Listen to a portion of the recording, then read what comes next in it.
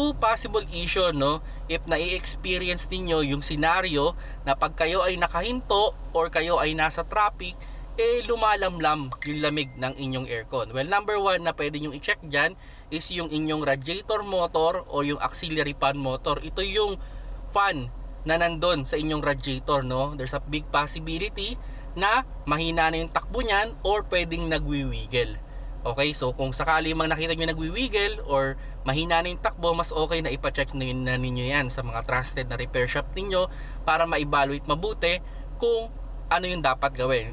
Isang tips ko dyan, kung sakali man na mabagal yung takbo, kuha kayo ng tools, then pukpukin ninyo yung motor. Pag bumilis yung takbo, yan, posible may sira lang sa carbon brush yan. Pero mas okay pa rin palitan ninyo yung buong motor. Okay.